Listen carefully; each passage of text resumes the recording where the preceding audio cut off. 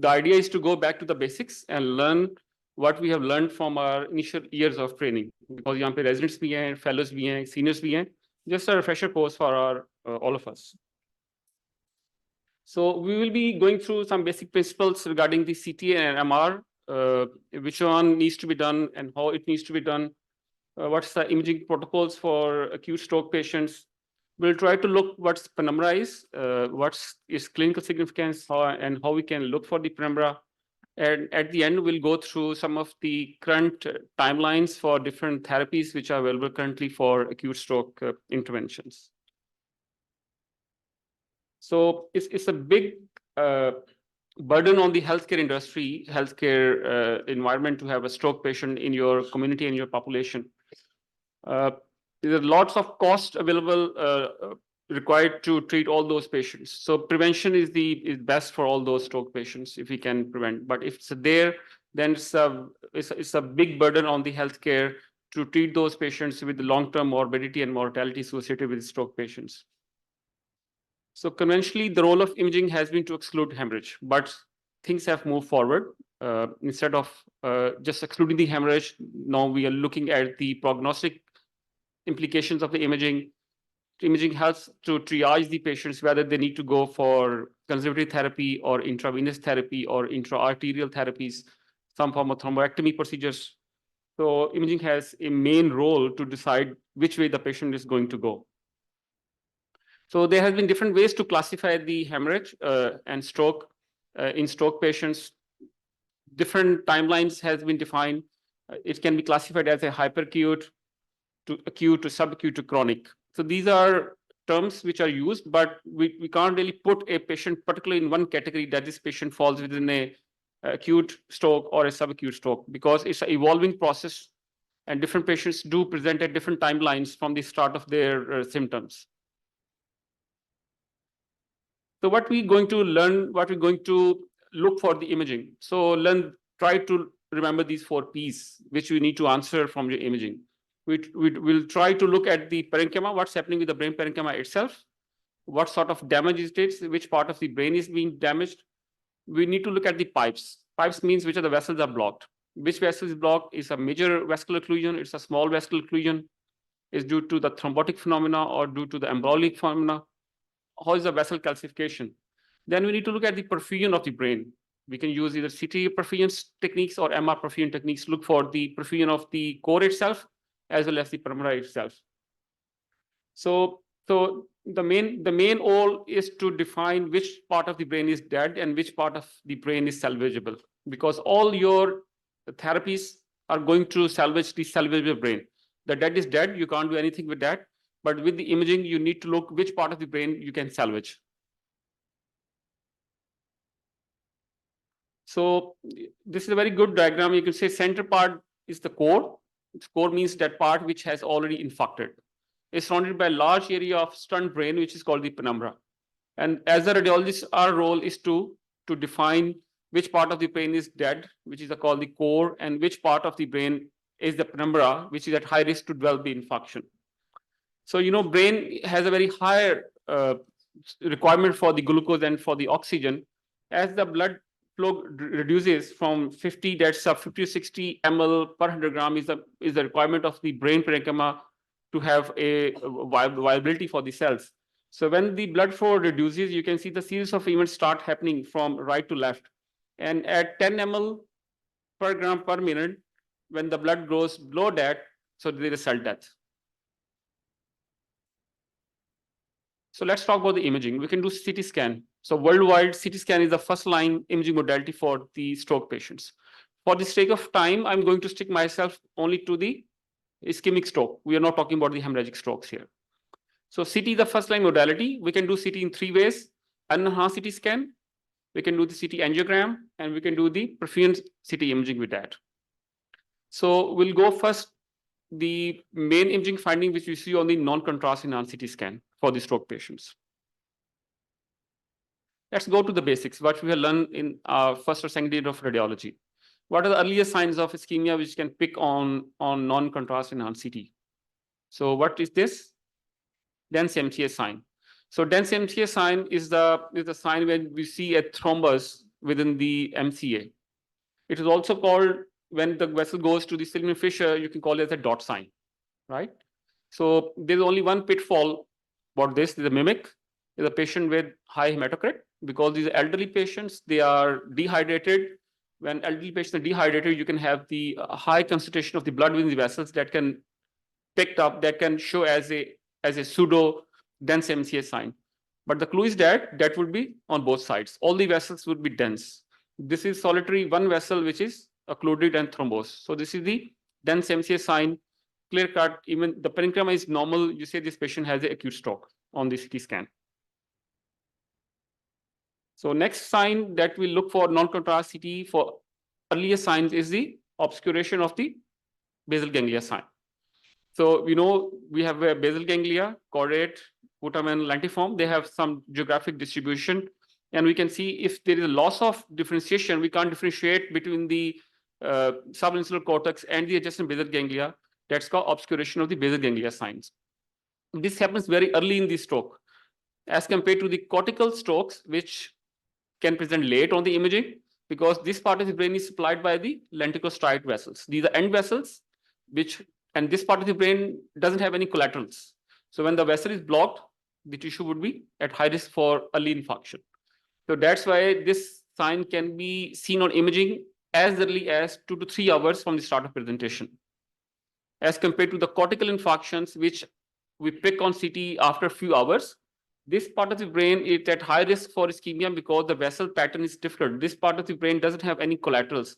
When the vessels are blocked, the tissue would be dead. So this sign can be seen as early as 2 to 3 hours from the start of symptoms. What's next sign is insular ribbon sign. We have a pattern where we see the cortex and the underlying white matter. So cortex is always hyperdense, and the subcortical white matter is slightly hypotenuating. So we can see a pattern. When we see loss of that pattern, that's called the insular ribbon sign. We see a broad band of ribbon in the insular cortex. So for that, to look for the insular ribbon sign, you nearly have to narrow down your window settings. You need to make the image more noisy, more crispier, because if you go to the standard abdominal imaging window settings, you wouldn't be able to find this sign. You have to really accentuate the differentiation between the cortex and the white matter to find this sign. So whenever you're looking at the CT head for stroke patients, do your windowing setting to make it more narrow window settings to pick up that sign. Otherwise, if you go to the standard settings, you're going to miss it. You wouldn't be able to differentiate this loss of differentiation. So we have learned 3 signs: the dense MCA sign, obscuration of basal ganglia sign, and insular ribbon sign. So these are the earliest signs we pick up on the non-contrast enhanced CT scan. So that's what I'm talking about, the setting the window at the appropriate level. On your left side, if you see, you can't look at any differentiation, but you really have to narrow down the window to pick up the loss of differentiation and obscuration of basal ganglia on the window setting. So we know that ischemia and infarction shows as an area of low attenuation. We need to revise our pattern, what we see in terms of cytotoxic edema and in terms of vasogenic edema. We all know in terms of infarction, there we see cytotoxic edema because of the hypercellularity of the increased fluid within the cells. That's shown as a large wedge-shaped area of low attenuation on the non-contrast enhanced CT scan. As compared to vasogenic edema, which I show later, it's more confined to the white matter tracts and the finger-like projection you can see. And this type of pattern doesn't follow a vascular territory. As compared to this pattern, you can see this wedge shape. This follows the vascular territory of MCA, but the vasogenic edema wouldn't follow a vascular territory. So these are very, very basic things which we have all learned in our initial years of training, but it's important to revise those things and keep those things in our mind. The only differential that comes with this sort of edema is some form of infections can have these sort of patterns, particularly the encephalitis in the temporal lobe. That can involve the whole of the temporal lobe and can have a geographic pattern. But the clinical situation will be totally different in that case. For the vasogenic edema, we know the differentials: METs, primary brain tumors, infections, all can cause these sort of vasogenic edema. So how we quantify the stroke? There are clinical ways to quantify the stroke, and there are radiological ways of quantifying the stroke. So National Institute of Health stroke score, that they gives a score to the stroke patients starting from 0 to 42.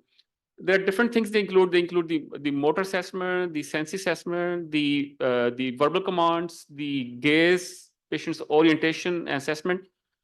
Because all the international जितनी भी उनके trials हैं उसके अंदर they incorporate this NIHSS scale in the patient's management. So whenever you talk to the neurophysician, the stroke physicians, they're going to tell you this patient has a NIH score of 15, 20, 20, 25. So as a radiologist, we need to know what's meant by this score is. So that tells the severity of the stroke. So 0 means no stroke. When you say the NIHS score is 25, that means it is a severe stroke. All the guidelines will be governed with the help of this NIHSS score. Do we have any radiological ways to quantify the score? There have been few attempts.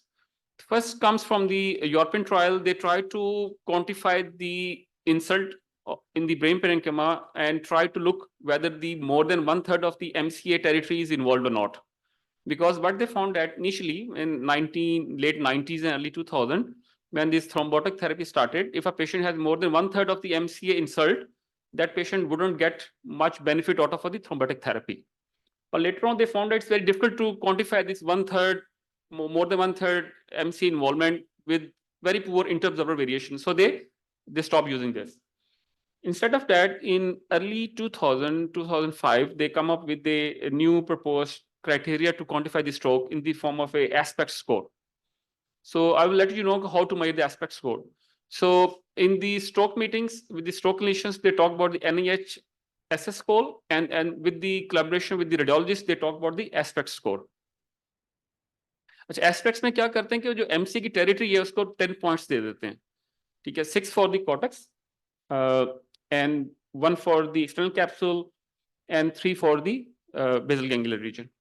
Total score 10 है, जो part involve होते जाएंगे उसको उसमें से minus करते जाते हैं. That means lower the aspect score the worse the prognosis, lower the aspect score the severe the stroke is. ठीक है, इसी तरह जिसका हम NIHSS का स्केल पढ़ा था, जितना ऊपर चलता जाएगा वो क्लिनिकल असेसमेंट पे था. This is on the imaging assessment. तो जब वो पेशेंट को ट्रियाज करते हैं, whether patient is going for conservative therapy, for the intravenous therapy और थ्रोम्बोटिक थेरेपी, वो इन स्कोर्स और स्किल्स की बेस पे डिसाइड करते हैं. पैरामीटर्स बनाए हुए उन्होंने कि उसका क्लिनिकली क्या स्कोर था और नॉन कंट्रास्ट सिटी के ऊपर क्या उसका स्कोर था. ये इसकी दूसरी रिप्रेजेंटेशन है. अच्छा, there are few softwares available in the market now which calculates the aspect score automatically with the AI. When there is stroke, automatically the program will tell this patient has the aspect score of 5 or 6 or 7. That's just to fasten the triage of those patients. Again, you can say this patient has a score of 10 total score होता है, उसमें इसमें 3 regions involved हैं, 10 minus 3, तो इसका 7 score है. So when you say to the stroke physician that this patient has aspect score of 7, they know what you mean to say. 3 regions are involved in the MCA territory. और ये जितनी सारी research इन्होंने की है regarding the stroke management for the thrombotic therapy, this basically for the large vessel MCA territory में की है इसके अंदर उन्होंने. So let's, from non-contrast CT, we are moving to the contrast enhanced CT scan. So we do CT in the form of CT angiogram. उसका क्या करना है उसके अंदर?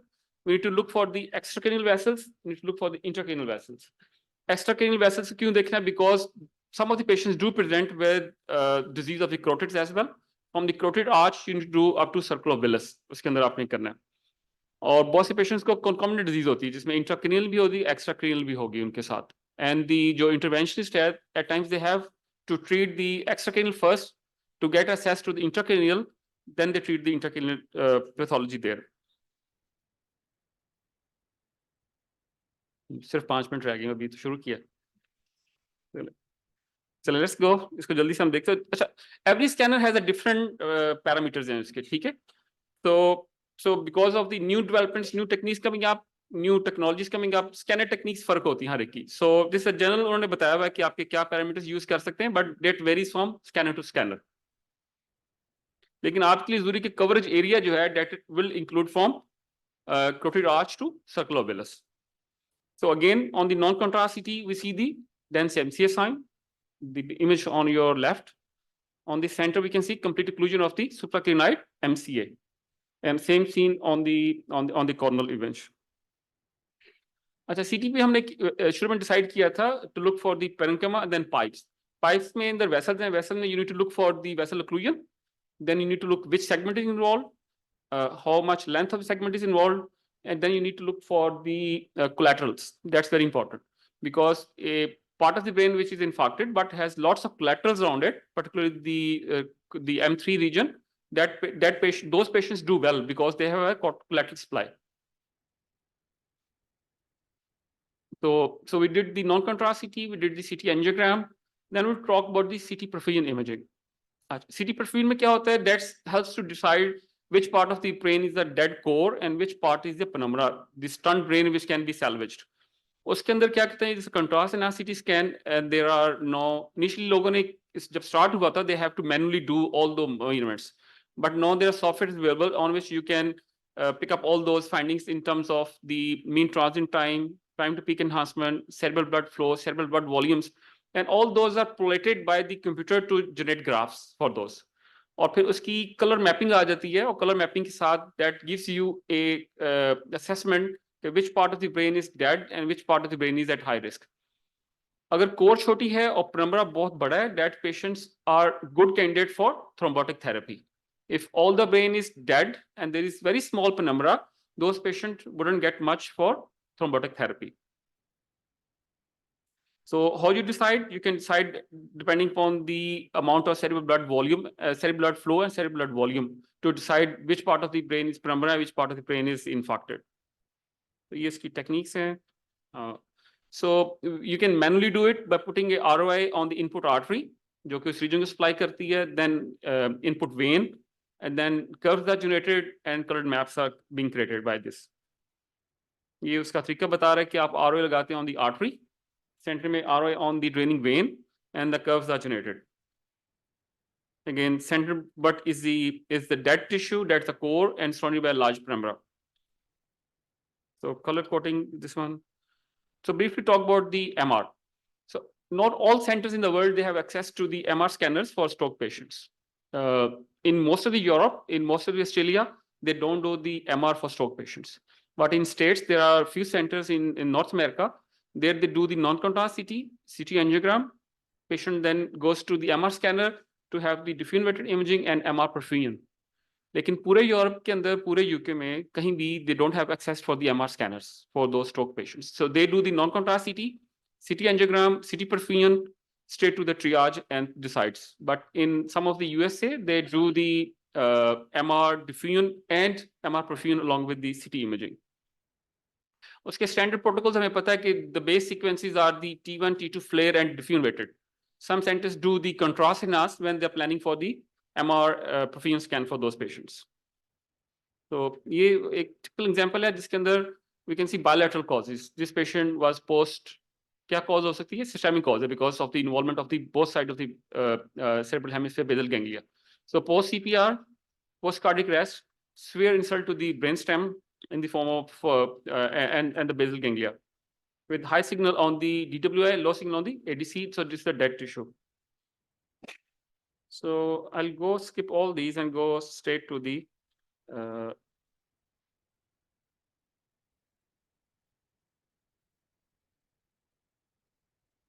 this one. So ये pathway आपको बताता है कि how the patient goes. इसमें देखेंगे तमाम pathway के अंदर शुरू में जो बात की थी, they are talking about the NEHSS score, कितना है उसका. Then they have also included the Rankin score scale इसके अंदर. That's the scale that tells about the disability of the patient on clinical assessment. And at the end, they have included the aspect score as well. तो जितनी इसकी जो triage कर रहे हैं patient को कि patient की imaging क्या होनी है, patient ने कहाँ जाना है, they have included the clinical assessment in the form of NEHSS scale, aspect scale, modified Rankin scale. उसकी base पे they decide which triage, which pathway the patient is going to go. So to conclude, so because of the high metabolic activity, brain is at high risk to develop infarction. So time matter, time is brain imaging helps to decide whether it's a hemorrhagic stroke or a ischemic stroke. If we ischemic stroke, with the help of clinical team, with those calls, we can triage our patient whether to go for the conservative therapy or for the intravenous therapy or mechanical thrombectomy. सिर्फ एक इसमें मैं ये point बताऊंगा कि सीटी angiogram और सीटी परफ्यूजन आपने तभी करना है when you have the access for the intervention.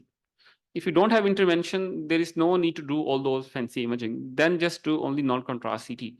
Because अगर आपके पास all those patients जिनके stroke है और उसको intervention नहीं कर सकते, there is no need to do CT perfusion actually. Then CT non-contrast CT would suffice in those patients. Thank you very much.